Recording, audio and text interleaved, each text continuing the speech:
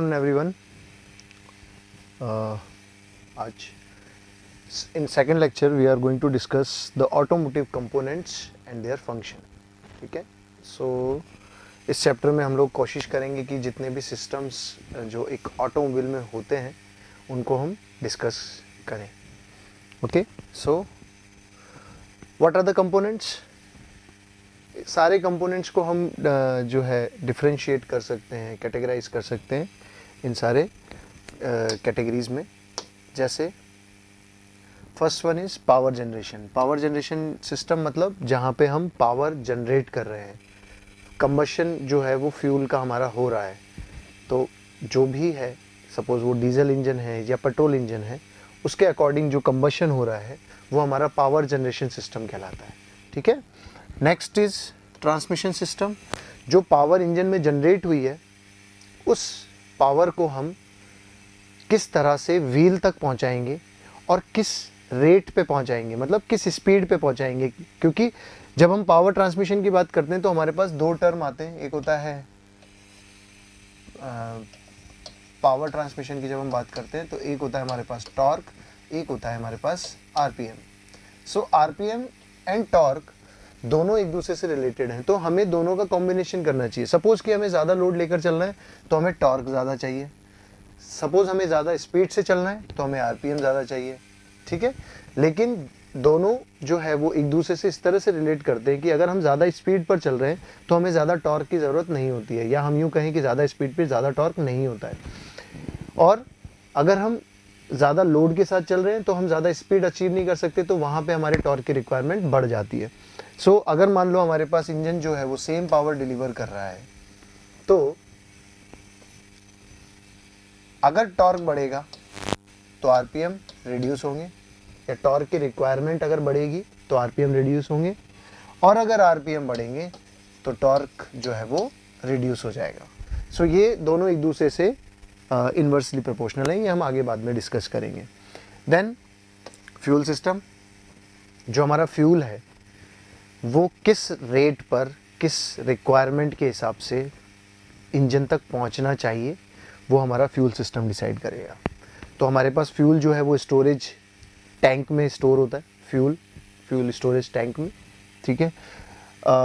As per the design, हमारे जो vehicle के डिज़ाइन है उसके हिसाब से फ्यूल टैंक का जो लोकेशन है वो कहीं भी हो सकता है. तो उस जगह से फ्यूल को इंजन तक पहुंचाने का काम किसका होता है? Fuel system. Next system is cooling system. Engine जो है वो हैवी ड्यूटी के लिए बने हैं, तो लंबे टाइम तक काम करते हुए इंजन के अंदर जो कंबशन होता है उससे दो चीज़ें निकलती है. पावर तो बनती ही है, पावर तो रिलीज होती है, उसके साथ साथ हीट भी बनती है. ठीक है.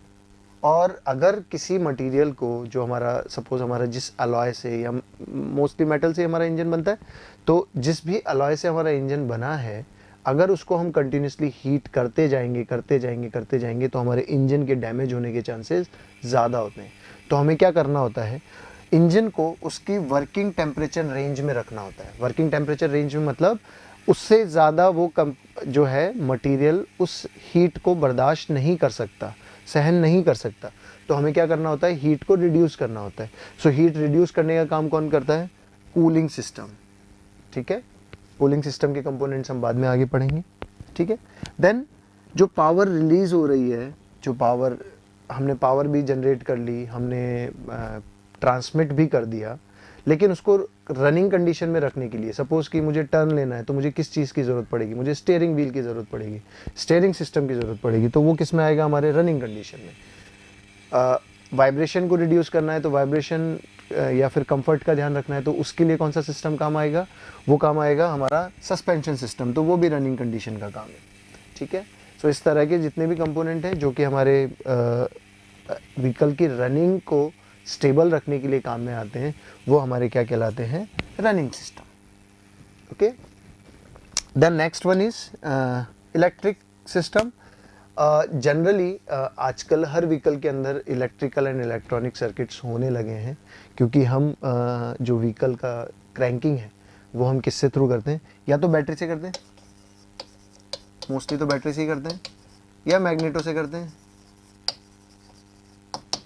ठीक है, ये हम पढ़ेंगे। इग्निशन सिस्टम जो है, इग्निशन मतलब फ्यूल का इग्निशन, फ्यूल का जलना, उसको स्टार्ट करने की जो प्रोसेस है उसको हम बोलते हैं इग्निशन। सो बैटरी हमारे इग्निशन सिस्टम में भी काम आती है।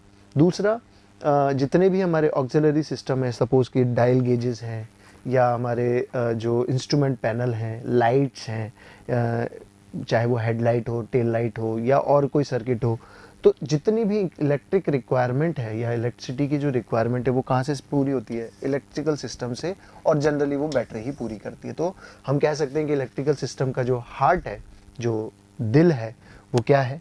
बैटरी। उसके बिना हमारा इलेक्ट्रिक सिस्टम जो है वो काम नहीं करता। आप लोगों ने देखा होगा कि कभी कभार हमारी जब बैटरी ख़राब हो जाती है या डिस्चार्ज हो जाती है तो हम व्हीकल को स्टार्ट नहीं कर पाते, फिर हमें उसको धक्का मार के स्टार्ट करना पड़ता है। So that is mechanical cranking, ठीक है। लेकिन यहाँ पे जब हमारे पास बैटरी होती है तो हम बैटरी से उसको क्रैंक करते हैं, मतलब बैटरी से इंजन को स्टार्ट करते हैं, तो उसको हम बोलते हैं इलेक्ट्रिकल क्रैंकिंग। ओके, चलिए इनको हम डिटेल में डिस्कस करते हैं। तो हमारे पास कौन कौन से कंपोनेंट हो गए? Power generation component, power generation system, power generation system, then transmission system, fuel system, cooling system, running system and electrical system. चलिए आगे इनको डिटेल में डिस्कस करते हैं। सो सबसे इंपॉर्टेंट पावर जनरेशन सिस्टम के अंदर हमारा जो कंपोनेंट होता है वो होता है इंजन। अब इंजन जो है उसको हम कैटेगराइज कर सकते हैं काफ़ी तरीके से। बेसिकली हम इंजन को आजकल जो है वो दो तरीके से कैटेगराइज करते हैं। First is internal combustion engine and external combustion engine. Internal combustion engine किसको बोल रहे हैं? सबसे पहले तो हम ये देख लेते हैं कि इंजन किसको बोलते हैं। सो engine is a device which converts chemical energy of fuel into mechanical energy through the process of combustion. Correct? Chemical energy मतलब फ्यूल और मैकेनिकल एनर्जी मतलब पावर। ओके, सो जो फ्यूल जब जलता है वो कौन सी एनर्जी रिलीज करता है? काफ़ी सारी एनर्जी रिलीज करता है, ठीक है। सो एनर्जी का जो लॉ है वो भी हमने पढ़ा है कि एनर्जी को हम ख़त्म नहीं कर सकते बट उसको चेंज कर सकते हैं एक फॉर्म से दूसरी फॉर्म में। सो यहाँ पे हम क्या कर रहे हैं? इंजन का इस्तेमाल कर रहे हैं, ठीक है। क्या करने के लिए? फ्यूल को कंबशन करने के लिए, फ्यूल को जलाने के लिए, जिससे हमें क्या मिलने वाला है? पावर मिलने वाली है, ठीक है। और उसके अलावा भी हमें क्या क्या फॉर्म मिलेगी? हमें हीट मिलेगी और हमें लाइट भी मिलेगी, रेडिएशन जिसको हम बोलते हैं। फ्यूल जलेगा तो फ्लेम बनेगी ना, सो वो फ्लेम जो है वो लाइट एनर्जी का काम करती है, रेडिएशन का काम करती है। ये दोनों एनर्जी जो है ये हमारे काम की नहीं है, ठीक है। ये भी हमारे काम की नहीं है, ये भी हमारे काम की नहीं है। और बट काम की क्या है? मैकेनिकल एनर्जी, जो प्रेशर जनरेट हो रहा है, जो पावर के फॉर्म में हम इस्तेमाल कर रहे हैं, ठीक है। सो engine is a device which convert chemical energy into mechanical energy through the process of combustion. क्या है इंजन? एक डिवाइस है जो केमिकल एनर्जी को मैकेनिकल एनर्जी में कन्वर्ट कर रहा है। किसके थ्रू? कंबशन के थ्रू। कंबशन मतलब फ्यूल का जलना। जो हम इंजन को कैटेगराइज करते हैं वो करते हैं दो कैटेगरी में। First is internal combustion engine, second one is external combustion engine. Internal combustion engine कौन सा है? जिसमें हमें फ्यूल किसी एक चैम्बर के अंदर जल रहा है और हमें पता नहीं चलता कि वो किस तरह से जल रहा है, ठीक है, हम देख नहीं सकते उसको। So internal combustion engine, correct. और एक्सटर्नल कंबशन इंजन कौन सा होगा? जिसमें फ्यूल हमें जलता हुआ दिखाई देगा, जैसे हमारा स्टीम इंजन हो गया। स्टीम इंजन के अंदर हमारा कोयला बाहर की तरफ जलता है, ठीक है, उससे जो हीट बनती है उससे हम स्टीम बनाते हैं और स्टीम के प्रेशर को यूज़ करते हैं हम पिस्टन को मूव कराने के लिए। So external combustion engine. तो ये आजकल जो है ये प्रोसेस जो इंजन बेसिकली ऑटोमोबाइल्स में एक्सटर्नल कंबशन इंजन तो ऑब्सोल्यूट हो गए। ऑब्सोल्यूट मतलब इस्तेमाल नहीं किए जाते हैं। कौन से इस्तेमाल किए जाते हैं? Internal combustion engine, correct. So internal combustion engine को अगर हम कैटेगराइज करें तो पेट्रोल इंजन, डीजल इंजन, जो कि हमें पता है। Then 4 stroke 2 stroke engine. What is stroke? अब स्ट्रोक क्या हो गया भाई? सो स्ट्रोक,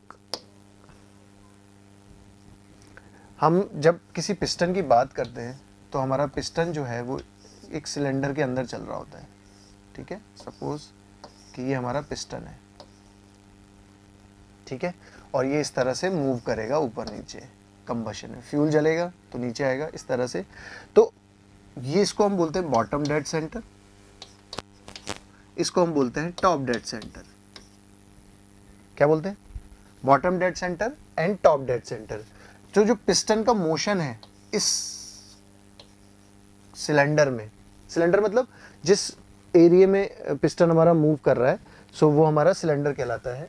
सो जिस इस डिस्टेंस को हम बोलते हैं स्ट्रोक, ठीक है। और जो हमारा इंजन है, बेसिकली जो हमारे पेट्रोल इंजन है या डीजल इंजन है, वो 4 स्ट्रोक में काम करते हैं या 2 स्ट्रोक में काम करते हैं। अब कैसे? सपोज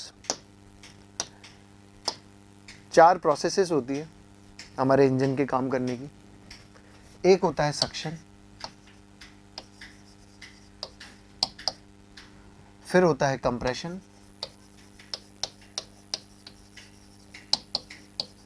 फिर होता है एक्सपेंशन,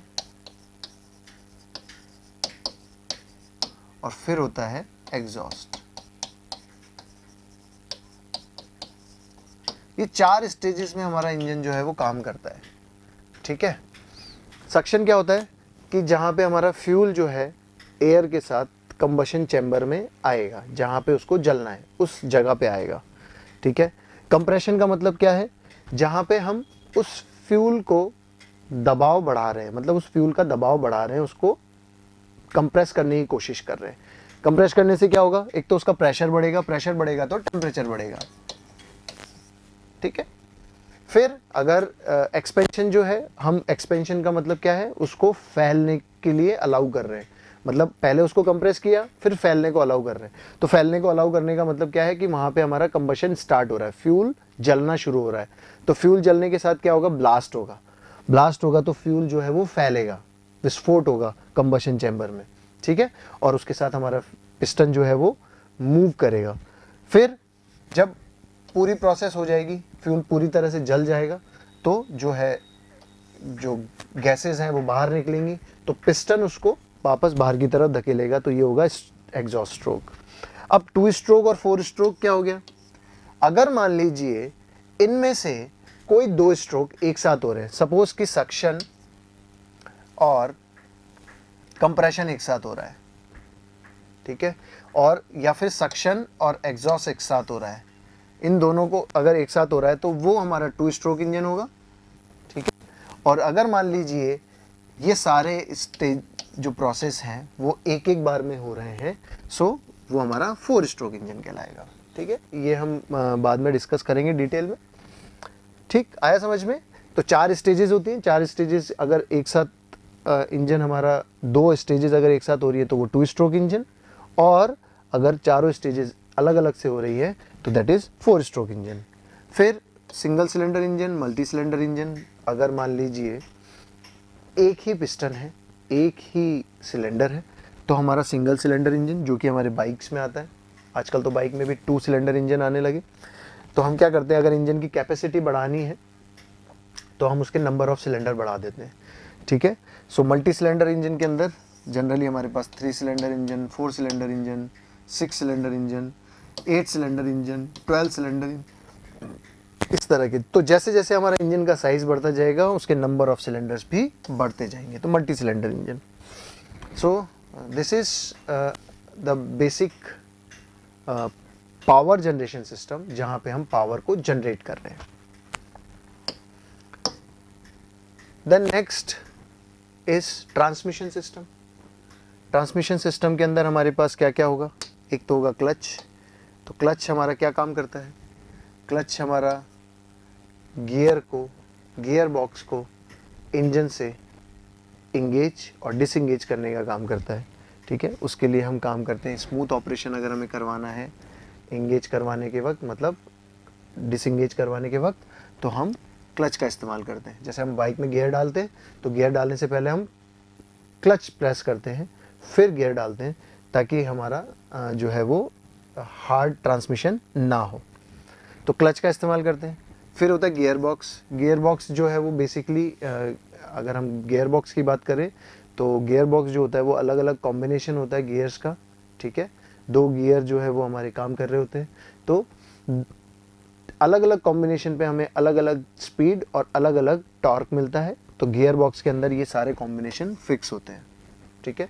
गियर बॉक्स के टाइप्स हम बाद में डिस्कस करेंगे आने वाले टॉपिक्स में। Then overdrive and fluid drive. Overdrive जो है, अगर हम चाहते हैं कि इंजन जो है वो हमारा जो पर्टिकुलर आरपीएम पे रोटेट कर रहा है और हम उससे ज़्यादा आरपीएम पे पावर ट्रांसमिट करना चाहते हैं, तो हम ओवरड्राइव का इस्तेमाल करते हैं।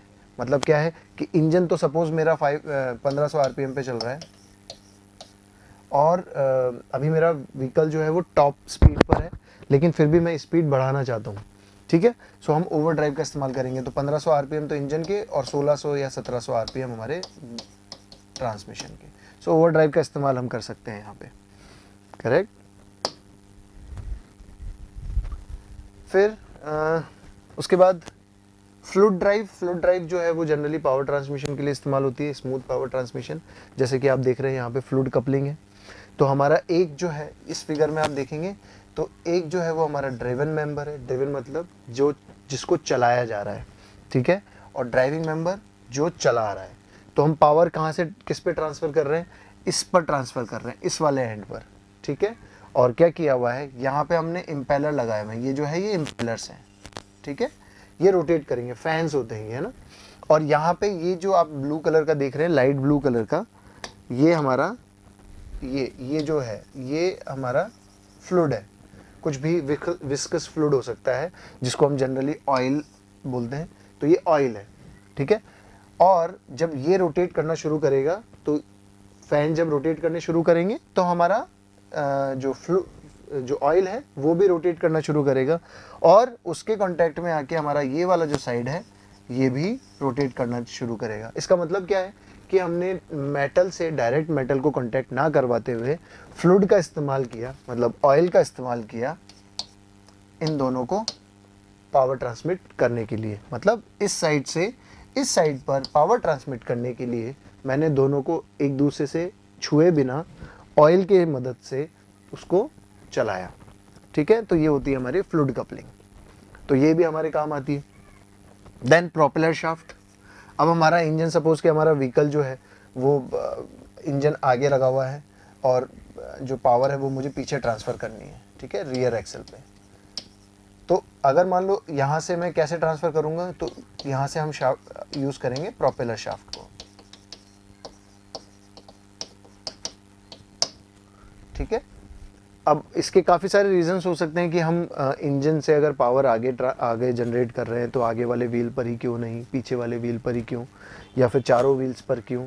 इस तरह की जो रिक्वायरमेंट है वो लोड के अकॉर्डिंग चेंज होती है, लोड के हिसाब से चेंज होती है और डिज़ाइन के हिसाब से चेंज होती है। तो उसके केस में हमें प्रोपेलर शाफ्ट का इस्तेमाल करना पड़ता है अगर इंजन से दूर हमें पावर ट्रांसमिट करनी है तो। Then differential and rear axle. Generally differential जो है वो रियर एक्सल पे होता है, फ्रंट एक्सल पे हम डिफरेंशियल का इस्तेमाल जनरली नहीं करते हैं, क्योंकि वहाँ पे हमारा इंडिपेंडेंट हाफ एक्सल होता है, तो उसमें इतनी ज़रूरत हमें पड़ती नहीं है। लेकिन हमारा जो पीछे वाला एक्सल होता है वो होता है पूरा एक डेड एक्सल। तो अगर मान लीजिए डिफरेंशियल, ये जो आप देख रहे हैं ये हमारा एक डिफरेंशियल का टाइप है, ठीक है। पीछे ट्रकों में आप लोगों ने देखा होगा बीच में एक बड़ा सा राउंड शेप में कुछ एक्सल पे लगा होता है, वही हमारा डिफरेंशियल होता है, ठीक है। सो ये जो है ये हमारा डिफरेंशियल असेंबली है, ठीक है। पावर जो है ट्रांसफ़र हो रही है कहाँ से, इंजन से फाइनल ड्राइव के थ्रू, ठीक है। तो ये हमारा पिनियन गियर, ये जो हमारा है गियर है, ये रोटेट करता है। ये प्रोपेलर शाफ्ट यहाँ पे आके इसको रोटेट करवाती है, तो ये हमारा ये जो है रोटेट करता है। अब डिफरेंशियल का काम क्या है कि जब हम टर्न ले रहे होते हैं, सपोज़ कि मैं व्हीकल को टर्न ले रहा हूँ, तो जब मैं इस तरह से टर्न ले रहा हूँ तो जो मेरा अंदर वाला व्हील है उसको तो कम डिस्टेंस ट्रेवल करनी पड़ेगी, और जो बाहर वाला व्हील है उसको ज़्यादा डिस्टेंस ट्रेवल करनी पड़ेगी। और अगर मान लो ये सेम एक्सल पर लगे हुए हैं तो क्या होगा, आउटर वाला व्हील जो है, बाहर की साइड जो व्हील होगा वो क्या करेगा, वो स्लिप कर जाएगा, ठीक है। अगर स्लिप कर जाएगा तो क्या होगा, स्लिप करने वाली कंडीशन में हमारे पास जो है अनस्टेबिलिटी वाली कंडीशन आ जाती है जो कि सेफ नहीं मानी जाती है। तो हम क्या चाहते हैं कि ये जो स्लिप कंडीशन है इसको हम एलिमिनेट करें। तो हम क्या करते हैं, पीछे वाले एक्सल के बीच में डिफरेंशियल लगा देते हैं। अब क्या होगा कि जैसे ही मैं टर्न लूँगा तो इस वाले के तो आरपीएम कम हो जाएंगे, ठीक है, और जैसे ही आउटर वाला व्हील जो है टॉर्क को, क्योंकि अगर मान लो इसका आरपीएम कम होगा तो इसका टॉर्क बढ़ जाएगा, तो इसके आरपीएम कम हो गए, और जब जैसे ही टॉर्क बढ़ेगा तो जो इंजन से टॉर्क आ रहा था वो डायरेक्टली इस पर जाएगा, तो ये ज़्यादा स्पीड से ट्रैवल करेगा। तो इस तरह से अगर हमें स्पीड वेरिएशन लाना होता है तब हम डिफरेंशियल का इस्तेमाल करते हैं। स्पीड वेरिएशन मतलब इनर व्हील पर अलग आरपीएम, आउटर व्हील पर अलग आरपीएम, ताकि हम जो है स्लिप वाली कंडीशन को, अनस्टेबल कंडीशन को बचा सके, उससे बच सके, उस कंडीशन में हम डिफरेंशियल का इस्तेमाल करते हैं। सो ये हमारा डिफरेंशियल असेंबली है, इसको हम डिटेल में आने वाले लेक्चर में डिस्कस करेंगे। So these are the part of transmission system. Then fuel system, next one is fuel system. Fuel system क्या होता है कि जो कि फ्यूल को हैंडल करता है, मतलब इंजन में फ्यूल कहाँ से, किस तरह से, किस रेट पर, किस स्पीड से, कितने वॉल्यूम में जाएगा, वो हमारा फ्यूल सिस्टम डिसाइड करता है। तो सबसे इम्पॉर्टेंट कंपोनेंट जो है फ्यूल सिस्टम का हमारा फ्यूल टैंक, फ्यूल टैंक के बाद हमारा फ्यूल पंप, फ्यूल टैंक के ऊपर ही हमारा फ्यूल पंप लगा होता है जनरली, ठीक है। ये फ्यूल पंप जो है वो पहले मैकेनिकल हुआ करता था, अब इसकी जगह जो है इलेक्ट्रिकल पंप आने लगे हैं। इलेक्ट्रिकल पंप इसका इस्तेमाल करने का रीज़न ये है कि ये ज़्यादा एक्यूरेट होते हैं, लाइट वेट होते हैं, ठीक है, इनके जो पार्ट है वो इजीली रिप्लेस हो सकते हैं। मैकेनिकल कंपोनेंट जो है वो थोड़ा सा कॉम्प्लिकेटेड होते हैं सर्विसिबिलिटी के हिसाब से। देन टर्बोचार्जर एंड सुपरचार्जर, क्योंकि फ्यूल जो है वो अकेले तो जाएगा नहीं, एयर के साथ जाएगा। सो फ्यूल को जलने के लिए एयर सप्लाई करने का काम किसका है, टर्बोचार्जर का और सुपरचार्जर का। और टर्बोचार्जर जो है वो जनरली डीजल इंजन में हम यूज़ करते हैं, और सुपरचार्जर जो है वो हम पेट्रोल इंजन में यूज़ करते हैं जनरली। दोनों का फंक्शन अलग अलग है। सुपरचार्जर क्या करता है कि हमें फ्यूल की रिक्वायरमेंट, एयर की रिक्वायरमेंट है चाहे नहीं है, उस हिसाब से हम उसको मोल्ड करते हैं। और टर्बोचार्जर क्या करता है, कंटिन्यूस सप्लाई करता रहता है फ्यूल की डीजल इंजन में, correct. Then next one is intake manifold. Intake manifold के अंदर हम लोग जो कार्बोरेटर से फ्यूल सप्लाई होगी इंजन तक, तो एक पैसेज देना होगा। मल्टी सिलेंडर इंजन के अंदर हमारा जो इनटेक मैनिफोल्ड होता है वो बहुत सारे पाइप्स होते हैं, और सिंगल सिलेंडर इंजन के अंदर एक सिंपल एक हॉस होती है जो कार्बोरेटर से होकर हमारे इंजन तक पहुंचती है, तो उसको हम बोलते हैं इनटेक मैनिफोल्ड, जहां से हमारा फ्यूल कंबशन चैम्बर तक जाएगा, ठीक है। देन कार्बोरेटर, कार्बोरेटर जनरली हम पेट्रोल इंजन में यूज़ करते हैं, डीजल इंजन के अंदर कार्बोरेटर की हमें ज़रूरत नहीं होती है। कार्बोरेटर जो है वो मिक्सिंग करता है फ्यूल की और एयर की, प्रॉपर मिक्सिंग किसकी, एयर की और फ्यूल की, करेक्ट। सो एयर और फ्यूल की जो मिक्सिंग है वो कहाँ हो रही है, कार्बोरेटर में। अब जैसे जैसे आप मैं इसको एक बार रब कर देता हूँ, आप लोग देख पाएंगे। ये जो है ये कार्बोरेटर का एक सिंपल अरेंजमेंट है, ठीक है। यहाँ से हमारी एयर जो है वो अंदर आ रही है, ठीक है, यहाँ से हमारी एयर अंदर आ रही है, करेक्ट। और ये हमारा फ्यूल है, ये यहाँ पे एक फ्लोटिंग चैम्बर है, ठीक है, जहाँ पे हमारा फ्यूल इकट्ठा हो रहा है, ठीक है। और इस फ्यूल की जो क्वांटिटी है ये हमेशा सेम बनी रहती है, क्योंकि हम चाहते हैं कि कंटिन्यूस सप्लाई फ्यूल की होती रहे। तो ये जो फ्यूल पंप से हमारा जो फ्यूल आ रहा था कार्बोरेटर में, यहाँ से होते हुए इस फ्यूल टैंक में इकट्ठा हो जाएगा फ्यूल चैम्बर, फ्लोट चैम्बर में, ठीक है। और एज पर द रिक्वायरमेंट ये यहाँ से इसमें डिलीवर करता रहेगा। तो यहाँ से तो हमारी एयर आ रही है, यहाँ से हमारा फ्यूल आएगा, और ये जो हमारा चोक वाल्व है, ये क्या करता है, एयर की सप्लाई को कंट्रोल करता है कि जिस हिसाब से हमें एयर चाहिए। सपोज कि हमारे फ्यूल की सप्लाई कम है, क्योंकि अगर हम मान लीजिए हम एक्सेलरेट कम कर रहे हैं तो थ्रॉटल वाल्व, ये वाला जो वाल्व है ये इस तरह से मूव करता है, ठीक है। ये क्या डिसाइड करता है कि किस तरह से इसकी ओपनिंग होगी, किस तरह से क्लोजिंग होगी। अगर ज़्यादा ओपन है इसका मतलब हम ज़्यादा थ्रॉटल कर रहे हैं, ज़्यादा थ्रॉटल कर रहे हैं इसका मतलब हम ज़्यादा फ्यूल और ज़्यादा एयर की सप्लाई हमें चाहिए। उस कंडीशन में हमारी इसकी ओपनिंग ज़्यादा बढ़ जाती है और फ्यूल की सप्लाई हमारी बढ़ जाती है और एयर जो है वो ज़्यादा अंदर आती है। तो एयर ज़्यादा अंदर आ रही है, फ्यूल भी आ रहा है, दोनों मिक्स हो रहे हैं, फिर ये यहाँ से कंबशन चैम्बर में इनटेक मैनिफोल्ड के थ्रू, अभी जो हमने पढ़ा था वहाँ से हमारा कंबशन चैम्बर में पहुँच जाता है, ठीक है। Then next one is fuel injectors. ये जो है फ्यूल इंजेक्टर्स जो है ये हम किस में यूज़ करते हैं, डीजल इंजन्स में। क्या होता है कि जैसे सपोज ये हमारा कंबशन चैम्बर है, यहाँ हमारा इनटेक वॉल लगा हुआ है, इनटेक वॉल, यहाँ पे हमारा एग्जॉस्ट वॉल लगा हुआ है, यहाँ से हमारी एयर अंदर आ रही है, किससे, टर्बोचार्जर के थ्रू, ये टर्बोचार्जर के थ्रू एयर अंदर आ रही है, यहाँ हम नोज़ल लगाते हैं, ठीक है। सो नोज़ल क्या होता है, जो फ्यूल को, लिक्विड फ्यूल को हाई प्रेशराइज्ड वॉल्यूम के साथ कंबशन चैम्बर में स्प्रे करता है। क्या करता है, नोज़ल क्या करता है, स्प्रे करता है, किसका, डीजल का। और ये नोज़ल जो है, इंजेक्टर जो है वो जनरली हम डीजल इंजन में इस्तेमाल करते हैं। देन एग्जॉस्ट मैनिफोल्ड, अगला पार्ट क्या है, एग्जॉस्ट मैनिफोल्ड। एग्जॉस्ट मैनिफोल्ड क्या करता है भाई, एग्जॉस्ट मैनिफोल्ड का इस्तेमाल हम करते हैं जब हमारे फ्यूल कंबशन चैम्बर में पूरी तरह से जल गया, जो फ्यूल है यहाँ से जल गया, तो क्या होगा, अब इसको बाहर भेजना है, तो यहाँ से एग्जॉस्ट वॉल से होते हुए बाहर जाएगा और यहीं पे हमारा एग्जॉस्ट मैनिफोल्ड लगा होता है, जिससे हमारा एग्जॉस्ट मैनिफोल्ड के बाद जो है आगे जाके हमारा मफलर, जिसको हम बोलते हैं जो साइलेंसर जिसको हम बोलते हैं, ठीक है, मफलर उसका टेक्निकल नाम है, muffler,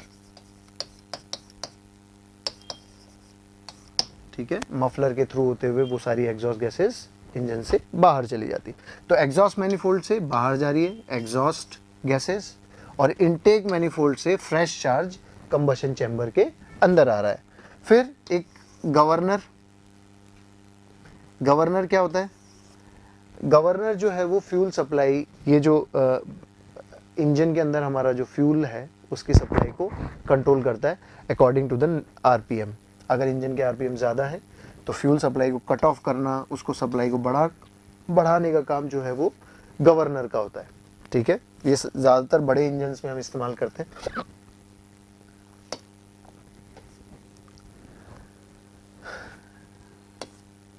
okay, so then next is cooling system. Cooling system के अंदर जो हमारे कंपोनेंट होते हैं वो होते हैं, एक तो radiator, thermostat, water pump, fan and lubricating system, lubrication system. देखिए, कूलिंग सिस्टम के अंदर सिर्फ हमारा कूलेंट नहीं होता है, जो हमारा लुब्रिकेशन होता है उसका भी एक पर्पज़ होता है, फ्यूल जो इंजन है उसको कूल रखना। मतलब जहाँ पे हमारा कूलेंट नहीं पहुँच सकता, अगर मेटल टू मेटल कांटेक्ट है कहीं भी इंजन ऑपरेशन में, तो वहाँ हम लुब्रिकेशन करते हैं। और लुब्रिकेशन का एक पर्पज़ ये भी होता है कि एक तो स्मूथ ड्राइव, दूसरा होता है उसको कूल करना, करेक्ट। सो जैसा कि आप देख रहे हैं यहाँ पे हमारा एक सबसे इम्पॉर्टेंट जो है रेडिएटर होता है। रेडिएटर का क्या काम होता है, इंजन में जनरली हमारे व्हीकल्स में आगे की तरफ लगा होता है रेडिएटर। रेडिएटर के अंदर एक हमारा इनटेक टैंक होता है, ठीक है। यहाँ से हमारा जो है कूलेंट अंदर जाता है, गरम कूलेंट, ठीक है, हॉट कूलेंट,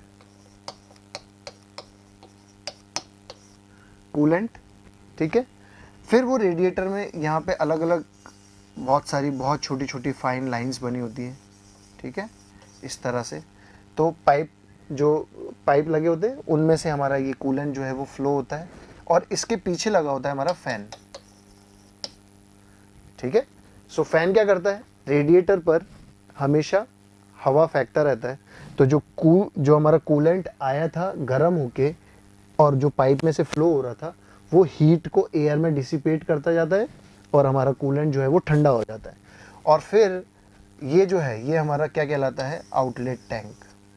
ठीक है, आउटलेट टैंक मतलब यहाँ से सप्लाई हुआ और ये यहाँ से आउटलेट टैंक में आ गया। अब जो है कूलेंट ठंडा हो चुका है। ठीक है, जनरली ऐसा इतना ठंडा नहीं होता है, लेकिन उसका टेम्परेचर जो है वो एज़ कम्पेयर टू जहाँ से वो इंजन से आया था उससे कम होता है। ठीक है, सो यहाँ से हमारा इनटेक जो है वो रेडिएटर जो कूलेंट है वो फिर तैयार हो जाता है कंबशन जो हमारा इंजन को कूल करने के लिए। फिर हम यहाँ से इसको सर्कुलेट करके कूल कर देते हैं। ठीक है, so this is the function of radiator.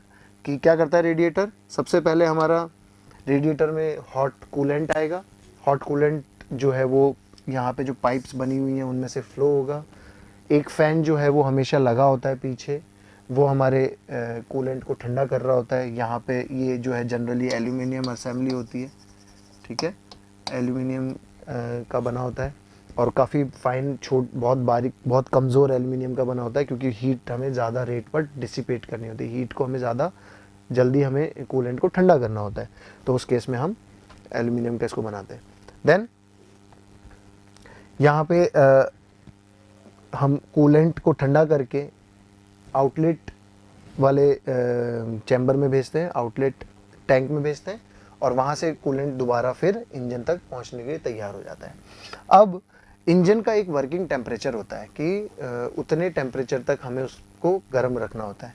Suppose कि अगर हमारा इंजन ठंडा होगा तो हमारा जो कंबशन है वो प्रॉपर नहीं हो पाएगा। ठीक है, या फिर कंबशन होने में टाइम लगेगा, इसलिए सर्दियों में हमें इंजन को स्टार्ट करने में थोड़ी सी प्रॉब्लम होती है। तो यहाँ पे एक थर्मोस्टेट वॉल लगा होता है। थर्मोस्टेट वॉल क्या करता है, वो टेम्परेचर को कंट्रोल करता है। टेम्परेचर के अकॉर्डिंग कूलेंट के फ्लो को कंट्रोल करता है। सपोज़ कि हमारा कूलेंट का टेम्परेचर जो है वो ज़्यादा नहीं है, जितना उसका वर्किंग टेम्परेचर है इंजन का उतना है, तो ये वॉल जो है ये बंद रहेगा। ठीक है, ये खुलेगा नहीं। और सपोज कि टेम्परेचर एक पर्टिकुलर रेंज पर पहुंच गया तो ये खुल जाएगा और कूलेंट को अलाउ करेगा रेडिएटर में आने के लिए। ठीक है, अदरवाइज इसको बाईपास कर देगा। तो ये जो हमारा थर्मोस्टेट वॉल है ये बहुत इंपॉर्टेंट रोल प्ले करता है। ये हमारे इंजन के कूलेंट के टेम्परेचर को मेजर करते हुए उसको सर्कुलेट करता है। अगर मान लीजिए ज़्यादा टेम्परेचर है तो ही वो अलाउ करेगा इसको रेडिएटर में आने के लिए। अगर मान लीजिए ज़्यादा टेम्परेचर नहीं है तो ये थर्मोस्टेट वॉल्व बंद रहेगा और सर्कुलेशन जो है वो कूलेंट का नहीं होगा, जब तक कि कूलेंट का टेम्परेचर एक पर्टिकुलर रेंज तक नहीं पहुंच जाता। ठीक है, the next one is the running system. Running system का पर्पस जो है वो क्या होता है कि व्हीकल को हमारे रनिंग कंडीशन में रखना। ठीक है, तो उनके पार्ट्स जो है रनिंग सिस्टम के पार्ट्स कौन कौन से होते हैं। एक होता है हमारा व्हील एंड टायर्स। अब व्हील एंड टायर में डिफरेंस क्या है, व्हील जो है वो हमारा एक मेटेलिक पार्ट होता है जिस पर हमारा टायर लगा होता है।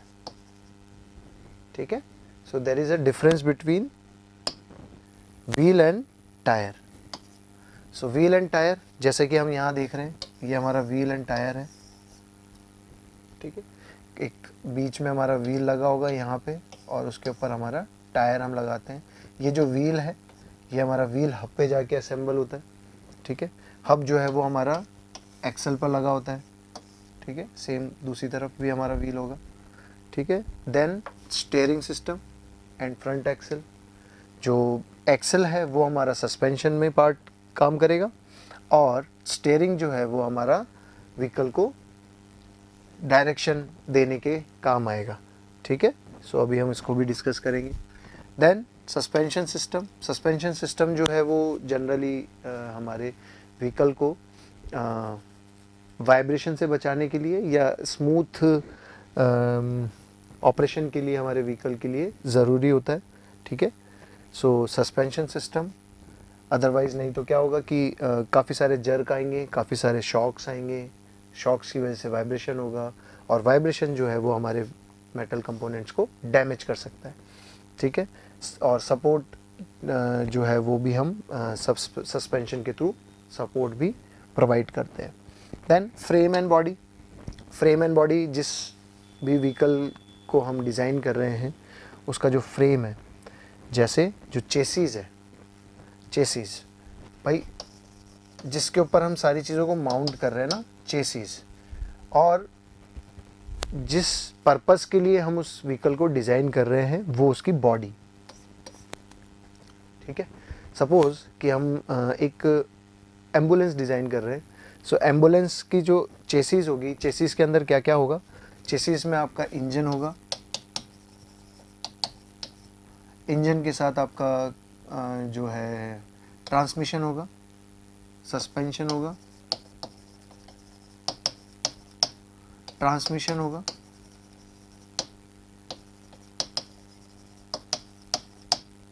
ठीक है, ट्रांसमिशन के साथ आपका स्टीयरिंग होगा। सो इन सारे कंपोनेंट्स के साथ हमारी चेसिस तैयार होती है। ठीक है, और जिस पर्पस के लिए इस व्हीकल को बनाया, सपोज़ कि हमने अभी बात की एम्बुलेंस के लिए, तो जो फ्रेम है जिस पर हम बॉडी को सेट करेंगे वो हमारा पर्पस क्या फुलफ़िल करेगी, वो बॉडी फुलफ़िल करेगी। तो सपोज़ कि उसमें हमें 2 डोर देने हैं, एक साइड डोर देना है, रूफ़ थोड़ी ऊंची होनी चाहिए, तो दैट इज़ द पर्पस जो हमारा स्पेशल पर्पस है एम्बुलेंस का हम डिज़ाइन करने के लिए यूज़ कर रहे हैं। अगर हम वही किसी फायर ब्रिगेड ट्रक की बात करें तो उसमें हमें एक वाटर टैंक देना होगा, पाइपलाइन के लिए जगह देनी होगी, एक सीढ़ी देनी होगी। तो इस तरह के जो कंस्ट्रक्शंस हैं वो हमारे व्हीकल के पर्पस को फुलफ़िल करते हैं। ठीक है, उसके अंदर भी ये सारी चीज़ें होंगी चेसिस के साथ साथ। ठीक है, लेकिन उसका जो पर्पस है वो बॉडी के हिसाब से चेंज हो जाएगा। Then braking system, brakes and braking system. Braking system के अंदर जो ब्रेक्स हैं, ब्रेक्स मतलब ब्रेक लाइनर्स और कैलिपर, जो कि हमारे व्हील्स की स्पीड को रिड्यूस करने के काम आता है, वो हमारा ब्रेक्स कहलाते हैं। ठीक है, फिर ब्रेकिंग सिस्टम का पार्ट क्या हो सकता है, अभी हमारे पास 2 तरह के ब्रेकिंग सिस्टम होते हैं। एक होता है जो हमारा ब्रेकिंग सिस्टम है वो है हमारे पास, एक तो न्यूमेटिक टाइप,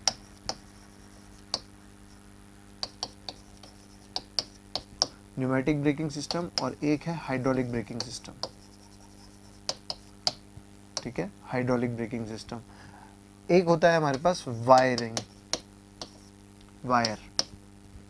या केबल्स, जो जनरली हमारी बाइक्स में हम यूज़ करते हैं। ठीक है, पैसेंजर कार्स में या फिर जो कमर्शियल व्हीकल्स है उसके अंदर या तो हमारा न्यूमेटिक सिस्टम होता है या हमारा हाइड्रोलिक सिस्टम होता है। और ज़्यादा बड़े व्हीकल्स के अंदर हम जनरली न्यूमेटिक सिस्टम यूज़ करते हैं, बट क्योंकि जो हाइड्रोलिक सिस्टम होता है वो स्ट्रॉन्ग तो होता है, लेकिन अननेसेसरी हमारे व्हीकल की जो है, क्योंकि हाइड्रोलिक सिस्टम जो है वो ऑयल को इस्तेमाल करता है, तो ऑयल जो है वो इतनी बड़ी क्वांटिटी में ऑयल को हैंडल करना किसी बड़े व्हीकल में थोड़ा मुश्किल होता है। तो हम वहाँ पे न्यूमेटिक सिस्टम को हम यूज़ करते हैं, जैसे हमारी ट्रेन्स में होता है, ट्रक्स में होता है, बसेस में होता है, कमर्शियल व्हीकल्स में जनरली हम न्यूमेटिक सिस्टम को यूज़ करते हैं, क्योंकि जितना फोर्स हमें ब्रेकिंग सिस्टम के लिए चाहिए उतना काम हमारा न्यूमेटिक सिस्टम कर देता है। तो अननेसेसरीली हम हाइड्रोलिक सिस्टम यूज़ करके ओवरऑल वेट जो है व्हीकल का बढ़ाना नहीं चाहते हैं। ठीक है, लेकिन जैसे हमारे कमर्शियल व्हीकल्स को छोड़ के अगर हम पैसेंजर व्हीकल्स की बात करें तो वहाँ पे हमारे पास हाइड्रोलिक सिस्टम होते हैं। आजकल बाइक में भी आने लगा है हाइड्रोलिक ब्रेकिंग्स। ठीक है, और वायर और केबल के थ्रू तो हमारा पहले बाइक में आता ही था, अभी भी आता है।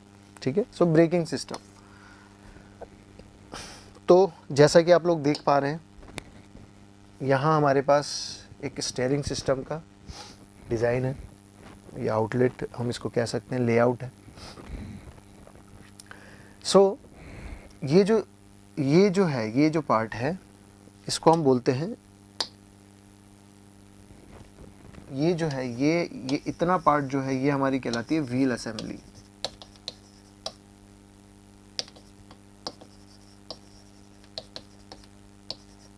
ठीक है, इधर भी। इसके अलावा इस फिगर में जितना सब कुछ है वो सारा हमारा क्या कहलाता है, स्टीयरिंग असेंबली। स्टीयरिंग असेंबली के अंदर हमारे क्या क्या आ जाएगा, एक तो आ जाएगा पिनियन गियर, एक आ जाएगा रैक मतलब जहाँ पे एक फ्लैट गियर्ड सरफेस जहाँ पे हमारा पिनियन रोटेट कर सकता है।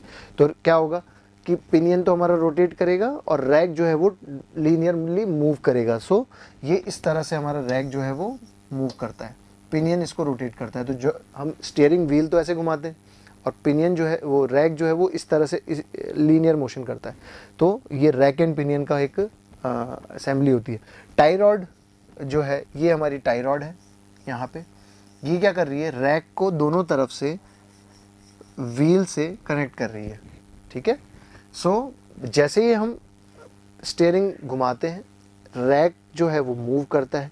रैक से हमारा टाई रॉड कनेक्टेड है। टाई रॉड क्या करता है, व्हील को पुश करता है बाहर की तरफ या अंदर की तरफ।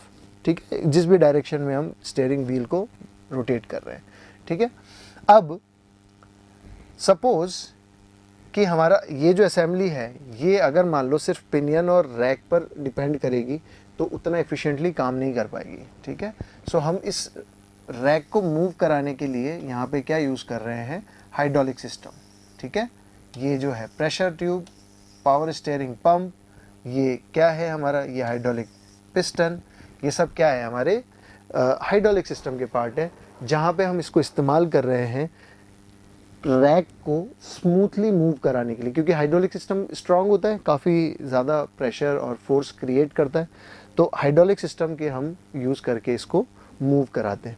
तो ये जो पूरी असेंबली है ये हमारा स्टीयरिंग व्हील है।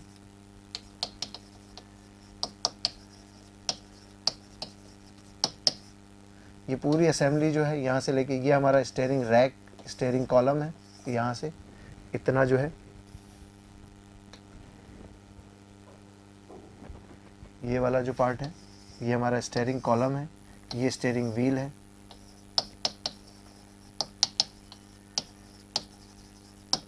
और ये जो है स्टीयरिंग कॉलम, स्टीयरिंग कॉलम। ठीक है। उसके बाद पिनियन, रैक, टाई रॉड, इन सब का डिस्कस हम लोग कर चुके हैं कि किस लिए काम आता है। पिनियन तो स्टीयरिंग जो है स्टीयरिंग व्हील का रोटेशन रैक तक पहुंचाने के काम आता है, रोटेटरी मोशन। रैक जो है वो क्या करता है, इस पिनियन के मोशन के हिसाब से लीनियरली मूव करता है।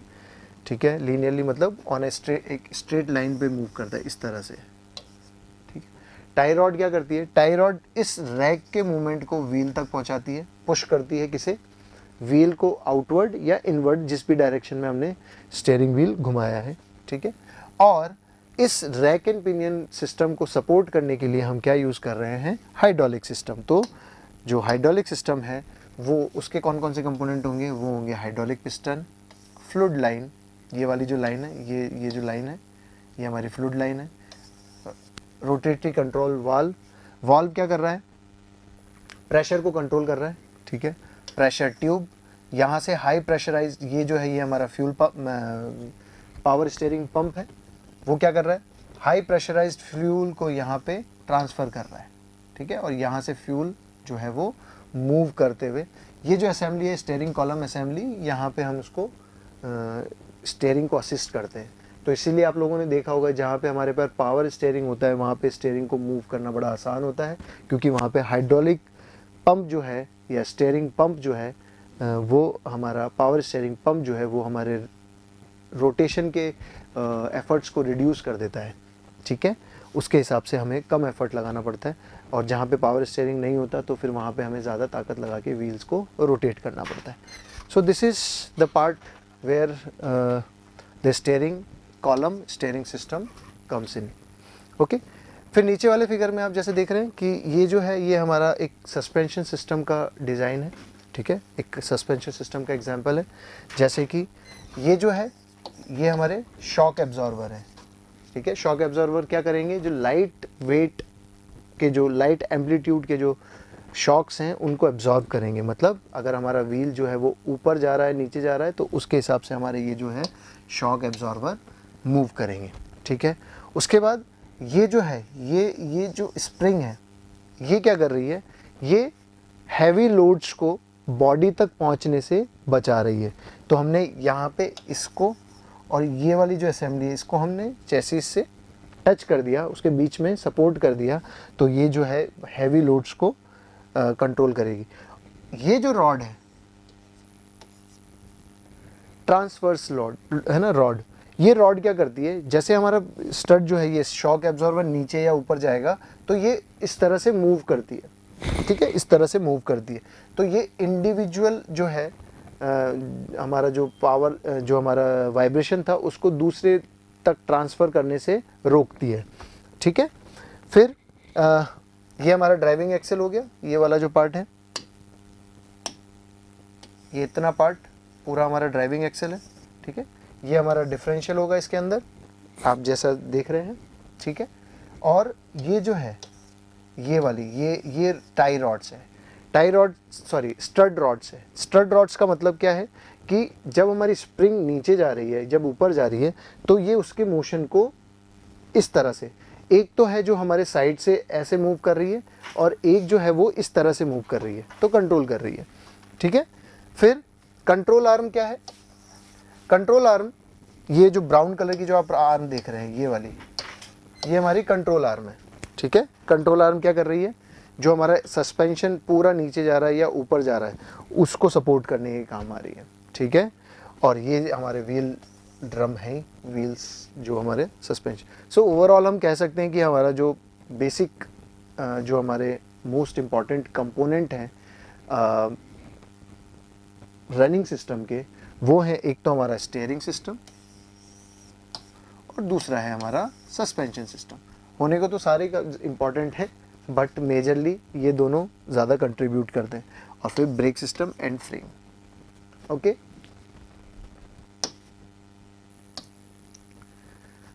Then next one is the electrical system. Electrical system के अंदर जो है वो हमारे पास कौन कौन से कंपोनेंट होते हैं, एक होती है हमारी बैटरी, दूसरा होता है हमारा जनरेटर, फिर starting motor, ignition system and lighting system.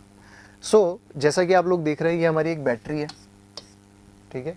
Generally जो है वो हम लेड एसिड बैटरी और यूज़ करते हैं, है ना। लेड एसिड बैटरी जो हमारी इजीली हमें अवेल हो जाती है, ठीक है।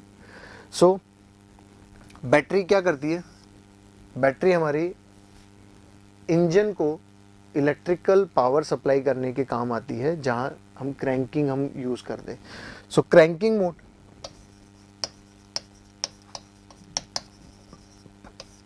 क्रैंकिंग मोटर या स्टार्टर मोटर एक ही बात है, ठीक है। क्रैंकिंग के लिए हमें बैटरी की ज़रूरत पड़ती है। ये जो क्रैंकिंग मोटर है ये हमारे फ्लाई व्हील से कनेक्ट होती है, ठीक है। ये हमारी क्रैंकिंग मोटर है, ये आप देख रहे हैं, ठीक है। तो ये वाला जो गियर है ये हमारा फ्लाई व्हील पे जाके कनेक्टेड रहता है। अब ये क्या करता है, जैसे ही हमने बैटरी से कनेक्शन दिया, मतलब इग्निशन ऑन किया, इग्निशन ऑन करते ही बैटरी जो है सप्लाई देती है इस स्विच को, ठीक है, ऑन करती है। और जब हम इग्निशन को ऑन करके क्रैंक करते हैं तो ये क्या करता है कि यहाँ पे आती है हाई वोल्टेज करंट, कहाँ से, बैटरी से, ठीक है। और इसको पुश करती है, ठीक है। तो यहाँ से हमें एक हाई इंटेंसिटी का करंट ड्रॉन होता है जो इस आर्मेचर को रोटेट करता है, ठीक है, इस आर्मेचर को रोटेट करता है। जब रोटेट करता है तो ये जो व्हील है, ये वाला जो गियर है ये हमारे फ्लाई व्हील से कनेक्टेड है और ये उसको क्रैंक कर देगा, ठीक है। तो जैसे ही एक बार क्रैंक किया, ये हमारी जो स्विच हमने यहाँ पे लगा रखा है, ये वाला जो स्विच है ये इसको वापस खींच लेगा, ठीक है। तो हमारा जो स्टार्टिंग मोटर है या क्रैंकिंग मोटर जो है वो किस तरह से काम कर रही है, आर्मेचर जो है वो रोटेट भी करता है और थोड़ा सा मूव भी करता है, आगे की तरफ पुश करता है। ये जो है ये आगे की तरफ थोड़ा सा पुश करेगा और रोटेट भी करेगा हल्का सा। तो ये फ्लाई व्हील से जाके हमारा टच रहता है। जैसे ही हमारा फ्लाई व्हील रोटेट करने लगता है, हमारा इंजन का आरपीएम बढ़ जाता है और उतने आरपीएम पे ये मोटर रन नहीं कर सकती है, इसलिए हमें इसको डिसंगेज करना पड़ता है। तो डिसंगेज करने का काम जो है वो ये सोलेनॉइड करता है, ठीक है। तो हम हमेशा क्रैंक नहीं करते ना, क्रैंक जब हम करते हैं इंजन को, जब हम क्रैंक करते हैं तो हम एक बार क्रैंक करते हैं और फिर चाबी छोड़ देते हैं तो रिटर्न हो जाती है की। तो की क्या करती है कि इस मोटर को, ये जो मोटर है इसको बहुत छोटे टाइम के लिए एनर्जी सप्लाई करती है और ये जो स्विच है, जैसे ही हमने क्रैंकिंग स्विच छोड़ा तो ये उस गियर को वापस खींच लेती है। किस गियर को? इस गियर को, क्योंकि इसमें सप्लाई कट ऑफ हो जाती है। ठीक है, सो इस तरह से हमारी क्रैंकिंग मोटर काम करती है। तो क्रैंकिंग मोटर का काम क्या है? फ्लाईव्हील से इंगेज होके इंजन को क्रैंक करना। क्रैंक करना मतलब इंजन को स्टार्ट करना, करेक्ट। उसके बाद बैटरी। अब पहले तो हमें बैटरी से एनर्जी मिल रही है, अब जब इंजन स्टार्ट हो जाएगा तो हमें बैटरी को चार्ज भी करना पड़ेगा, ठीक है, टू स्टोर द एनर्जी। तो हम कह सकते हैं बैटरी किस काम आ रही है? To supply and to store electrical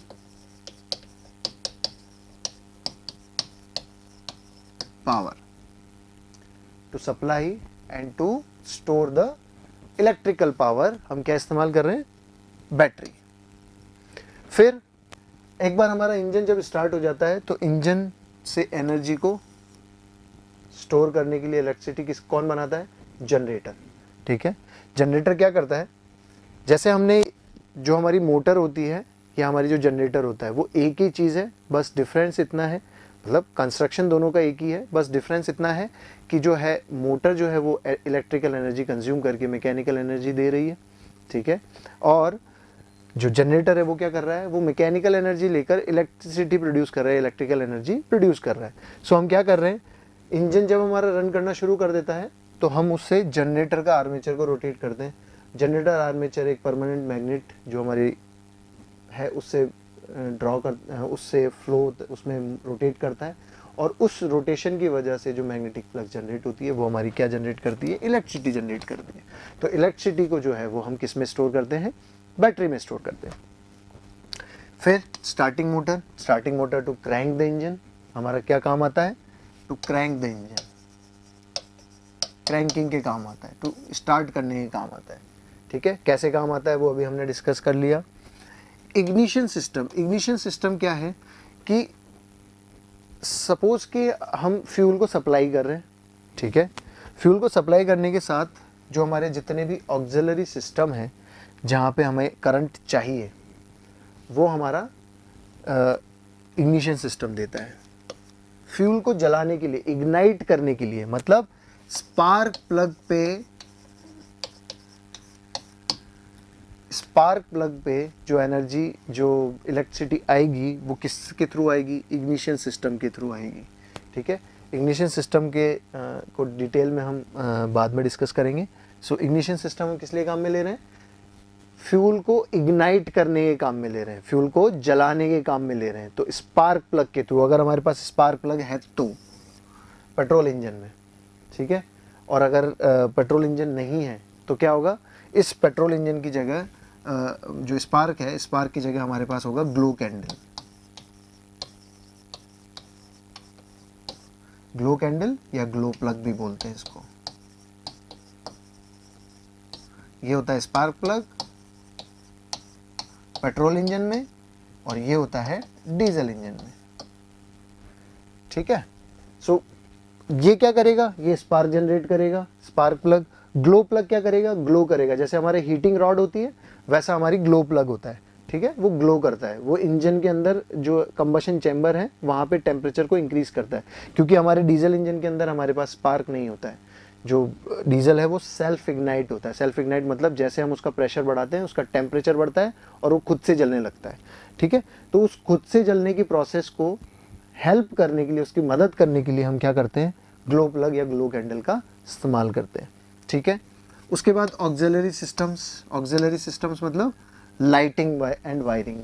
जितनी भी डायल गेजेस हैं उन पे लाइटिंग चाहिए, जितने भी इंस्ट्रूमेंट पैनल हैं उनके ऊपर लाइट चाहिए। सपोज़ कि हमारे पास एक फ्यूल टैंक गेज है जो कि फ्यूल की कैपेसिटी बता रहा है फ्यूल टैंक में, ठीक है, तो उसके लिए हमें क्या चाहिए? वो हमें वायरिंग चाहिए, लाइटिंग चाहिए। तो वो कहाँ से मिलेगी?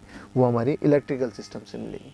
ठीक है, फिर जैसे आप लोगों ने देखा होगा कभी हम कार में इग्निशन ऑन करते हैं तो सबसे पहले हमारे इंस्ट्रूमेंट पैनल्स पे लाइट आती है, ठीक है, बहुत स्मॉल अमाउंट ऑफ करंट वो कंज्यूम करते हैं, लेकिन सबसे पहले वही जलते हैं, क्योंकि जितने भी अलार्म्स हैं, जितने भी हैज़ार्ड लाइट है या जितने भी इंपॉर्टेंट लाइट कनेक्शन है वो कहाँ से मिलता है, हमें इलेक्ट्रिकल सर्किट से मिलता है। तो ये सारे आपस में एक दूसरे से कनेक्टेड रहते हैं और एक सिंगल पावर यूनिट जो होती है वो कौन होती है, वो हमारी बैटरी होती है।